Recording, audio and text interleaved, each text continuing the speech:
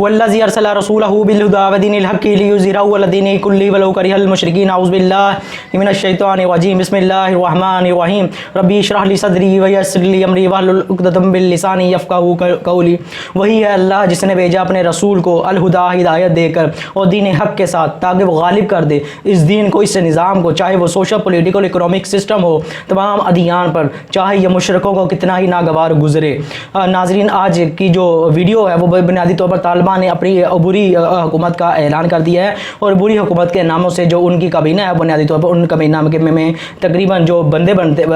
जो अफराद हैं वो बुनियादी तौर पर उनका भी ऐलान कर दिया है। ये दर हकीकत इस्लाम की आज फतह का दिन है। इस्लाम के वो मुजाहिद जो बुनियादी तौर पर जिन्होंने अल्लाह ताला से वफ़ा का अहद किया था और वफ़ा के अहद के साथ साथ वो अहद को उस अहद जो उन्होंने किया उसको निभाने के लिए बुनियादी तौर पर उन्होंने 20 साल जो है अमेरिका के ख़िलाफ़ जंग लड़ी और जंग लड़ने के साथ ये लोग पहाड़ों पर रहे और अमेरिका के साथ जंग भी करते रहे। इनके पेट में बुनियादी तौर पर रोटी नहीं होती थी, एक वक्त की होती थी, एक वक्त की नहीं बल्कि 3-3 दिन का फाका भी होता था। तो बुनियादी तौर पर ये जो लोग होते थे नंगे पाँव और फटे हुए कपड़ों के साथ और कंधे पर एक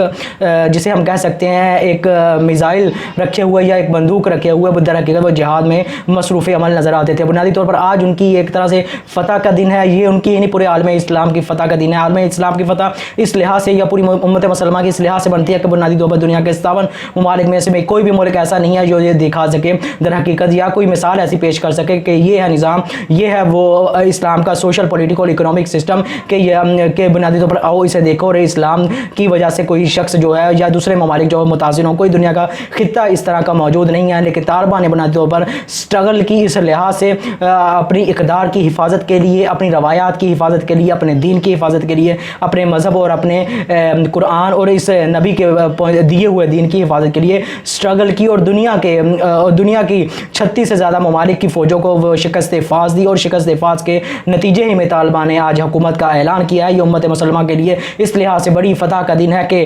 तालिबान ने बुनियादी तौर पर उनकी हुकूमत जो है सोवरेंटी बिलोंग्स टू अल्लाह, अल्लाह की हाकमियत ज़मीन पर इंसान को जो इख्तियार है वो अल्लाह का दिया हुआ है। उसे उस पैराए में कुरान शरीयत के हुदूद के अंदर रहते हुए इज्तिहाद के रास्ते को अपनाते हुए वो दर हकीकत अपनी हुकूमत या निज़ाम हुकूमत को चलाएँगे। उन्होंने अपनी हुकूमत को जो है अमारत इस्लामी अफ़गानिस्तान का नाम दिया है। आज से अफ़गानिस्तान का नाम अमारत इस्लामी अफ़गानिस्तान होगा। ये दर हकीकत उम्मत मुसलमान के लिए इस लिहाज से भी बहुत ज़्यादा मुबारक का दिन है कि दर हकीकत तालिबान ने जो इतनी गुज़श्ता 20 अरसे के दौरान जो कुर्बानियाँ दी, आज उनकी कुर्बानियों का फल जो वो उन्हें मिला है और उन्होंने अबूरी हुकूमत का ऐलान किया है। अबूरी हुकूमत के हवाले से हम बात कर लेते हैं। बुनियादी तौर पर अगर हम बात करें तो तालिबान ने अपनी हुकूमत में जो मुल्ला हसन अखनद है बुनियादी तौर पर उनको जो है अपना वज़ीर आज़म नामज़द किया है और मुल्ला हसन अखवंद है बुनियादी तौर पर ये जो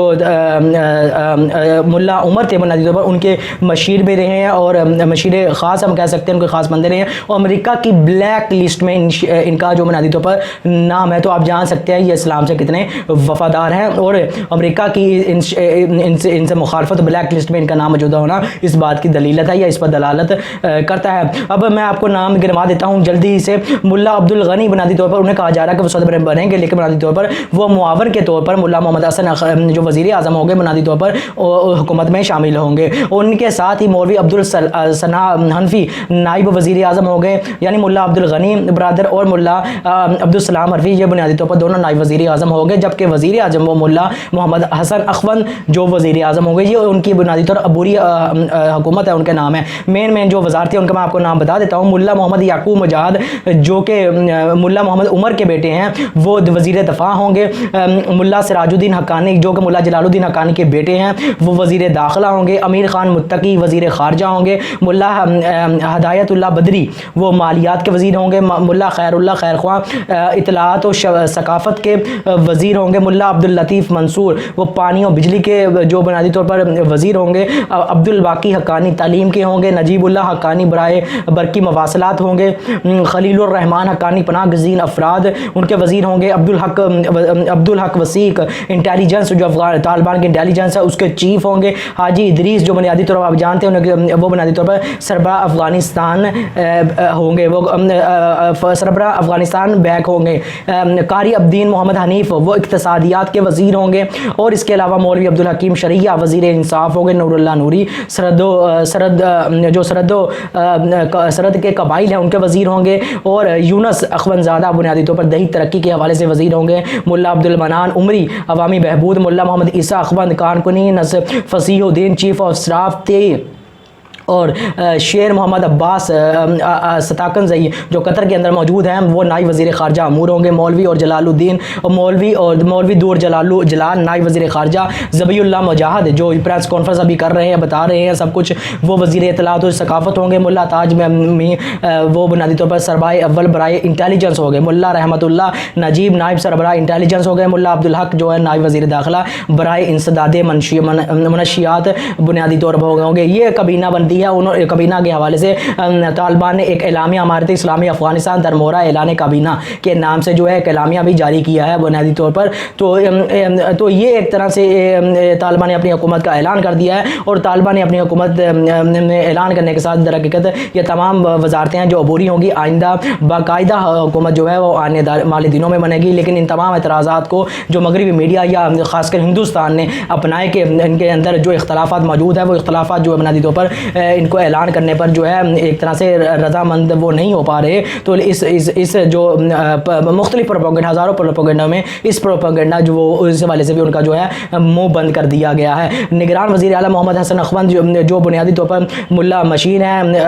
بنیادی طور پر، اور یہ بنیادی طور پر گورنر بھی رہ چکے ہیں اور ملا اقوام متحدہ کی بلیک لسٹ میں موجود ہیں، اور ملا جو ذبیح اللہ مجاہد ہے انہوں نے کہا کہ جو وزارتوں کی تقسیم ہے یہ کسی بھی قومیت کی بنا پر نہیں ہے، بلکہ ان کو جو مختلف لوگوں کے کام کی نوعیت یا ان کے کام کی مہارت کو دیکھتے ہوئے انہیں جو وزارت وہ سونپی گئی ہے۔ انہوں نے کہا کہ دنیا کے تمام ممالک کے ساتھ اچھے تعلقات کے خواہاں ہیں، امریکہ کے ساتھ بھی جس نے ہمارے ساتھ جنگ کی، ہم اپنے ہمسایہ ملکوں کے ساتھ امن کی فضا رکھنا چاہتے ہیں، بیرونی دنیا کے لوگوں کو یہاں کے نظام میں مداخلت کی اجازت نہیں دیں گے، باہر کے لوگوں کا کوئی لینا دینا نہیں ہے کہ افغانستان میں سسٹم کیسا ہوگا، کسی کو ہمارے ملک میں داخلی امور میں مداخلت کرنے کی اجازت نہیں دیں گے۔ پاکستانی حمایت کا الزام پروپیگنڈا ہے، اور وہ کہتے ہیں کہ پاکستان سے ہمارا کوئی لینا دینا نہیں ہے، کسی ملک سے کسی قسم کی امداد نہیں مل رہی، اس بات کو ثابت نہیں کیا جا سکتا کہ پاکستان نے ہماری مدد کی ہے یا مدد کر رہا ہے، ہم لوگوں نے 20 سال اس ملک کی آزادی کے لیے جنگ کی ہے۔ پنشیر میں جو لوگ کہہ رہے ہیں کہ جنگ ہو رہی ہے مگر وہاں امن ہے، وہاں کوئی جنگ نہیں ہو رہی، جو مظاہرے ہو رہے ہیں ان کی کوئی قانونی حیثیت نہیں ہوئی ہے جو افغانستان کے بعد ہو رہے ہیں۔ پنشیر کے بارے میں بات کرتے ہوئے انہوں نے کہا کہ لوگ کہہ رہے ہیں کہ پنشیر میں جنگ ہو رہی ہے تاہم وہاں امن ہے، اور پنشیر کے رہنما ملک سے باہر جا چکے ہیں، امراللہ صالح اور اس طرح کے جو اس قبیل کے دوسرے لوگ ہیں وہ باہر جا چکے ہیں۔ یہ کبھی نہ جز وقتی سیٹ اپ ہے، مکمل حکومت بعد میں بنائی جائے گی، ایک جز وقتی وقت اور مزید منصوبہ بندی کر کے مکمل حکومت بنانے کی کوشش کی جائے گی۔ اس کے علاوہ وہ کہتے ہیں محمد اخونزادہ جو ہے وہ سربراہ ہوں گے، رئیس الوزراء ہوں گے، اور ملا عبدالغنی برادر اور مولوی عبدالثناء حنفی جو ان کے معاونین یا اسپیشل اسسٹنٹس ان کے ہوں گے، وفاقی طور اور وقتی طور پر حکومتی معاملات جو ہے چلانے کے لیے یہ سیٹ اپ اپنایا گیا ہے۔ فی الوقت شورا ان کے معاملات دیکھیں گے، اور پھر بعد میں شورا ان کے معاملات دیکھے گی، اور بعد میں دیکھا جائے گا کہ لوگوں کی اس حکومت میں شرکت و شمولیت کو کس انداز میں ہوگی۔ اور جو افغانستان کے اندر جو مظاہرے ہو رہے ہیں اس والے سے انہوں نے کہا کہ مظاہرین کے پیچھے موجود باہر کے لوگ ہیں، اور صحافیوں کے سے بدتمیزی کے حوالے سے انہوں نے کہا کہ یہ واقعہ ذبیح اللہ مجاہد نے کہا ابھی تک بحرانی حالت ہے ملک میں، لوگ اس لیے احتیاط کریں، ابھی جو مظاہرے ہو رہے ہیں جہاں سے مظاہرے کا دل کرتا ہے وہاں سے شروع کر دیتے ہیں مظاہرہ، اور جہاں دل چاہتا ہے وہاں مظاہرہ ختم کر دیتے ہیں۔ مظاہرین کے پیچھے موجود لوگ باہر سے ہیں اور وہ چاہتے ہیں کہ بحرانی کیفیت رہے، ہمارے پاس ابھی تک نظام نہیں ہے، قانون کی کوئی تعریف نہیں ہے، اس لیے ہم لوگوں سے کہتے ہیں کہ وہ مظاہرے کرنے سے گریز کریں۔ یہ کابل کے اندر ذبیح اللہ مجاہد نے اپنی نئی کابینہ کا اعلان کر دیا ہے، جو کہ بنیادی طور پر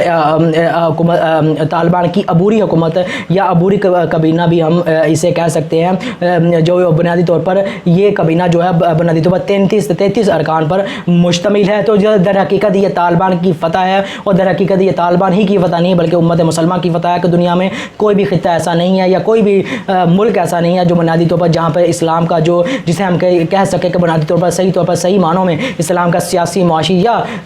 جو سوشل سٹرکچر ہے وہ صحیح طرح نافذ ہو جس طرح اللہ کے رسول صلی اللہ علیہ وسلم نے دین ہمیں دیا. بنیادی طور پر طالبان نے اس کے لیے اسٹرگل کی اور اس چیز کو ثابت کیا بنیادی طور پر وہی دین کے در حقیقت صحیح نمائندہ ہے. اور اب وہ در حقیقت وہ ان تمام قربانیوں کو دینے کے بعد وہ در حقیقت اللہ کے ایک طرح سے خاص